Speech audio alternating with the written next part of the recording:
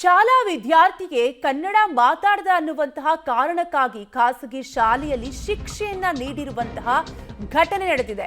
ಖಾಸಗಿ ಶಾಲೆಯಲ್ಲಿ ಕನ್ನಡ ವಿರೋಧಿ ನೀತಿಯನ್ನ ಅನುಸರಿಸಲಾಗ್ತಾ ಇದ್ದು ಶಾಲಾ ವಿದ್ಯಾರ್ಥಿ ಕನ್ನಡ ಮಾತನಾಡಿದ್ದಕ್ಕೆ ಶಿಕ್ಷೆಯನ್ನ ನೀಡಿದ್ದಾರೆ ಶಾಲಾ ಶಿಕ್ಷಕರು. ಇನ್ಮುಂದೆ ಕನ್ನಡ ಮಾತಾಡಲ್ಲ ಅಂತ ಬರೆಯುವ ಶಿಕ್ಷೆಯನ್ನ ನೀಡಿದ್ದು, ನೋಟ್ಬುಕ್ ಅಲ್ಲಿ ಬರೆಯಲು ಮಗುವಿಗೆ ಶಿಕ್ಷೆಯನ್ನ ನೀಡಿದ್ದು ಕೆಂಗೇರಿಯಲ್ಲಿರುವ ಶಿಕ್ಷಾ ಖಾಸಗಿ ಶಾಲೆ ವಿರುದ್ಧ ಹೀಗಾಗಿ ಆಕ್ರೋಶ ವ್ಯಕ್ತವಾಗ್ತಾ ಇದೆ.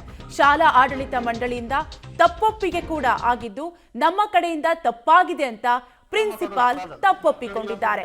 ಆದ್ರೆ ನಿಜಕ್ಕೂ ಕೂಡ ಮಗು ಕನ್ನಡ ಮಾತಾಡ್ತು ಅನ್ನುವಂತಹ ಒಂದೇ ಒಂದು ಕಾರಣಕ್ಕೆ ನೋಟ್ಬುಕ್ ನಲ್ಲಿ ಈ ರೀತಿಯಾದಂತಹ ಕನ್ನಡ ಮಾತನಾಡಿದ್ದಕ್ಕೆ ಶಾಲಾ ವಿದ್ಯಾರ್ಥಿಗೆ ಇನ್ಮುಂದೆ ಕನ್ನಡ ಮಾತಾಡಲ್ಲ ಅಂತ ನೋಟ್ಬುಕ್ ಅಲ್ಲಿ ಬರೆಯುವಂತಹ ಶಿಕ್ಷೆಯನ್ನ ಅಲ್ಲಿನ ಶಾಲೆಯ ಶಿಕ್ಷಕರು ನೀಡಿರುವಂತದ್ದು ದುರಂತ.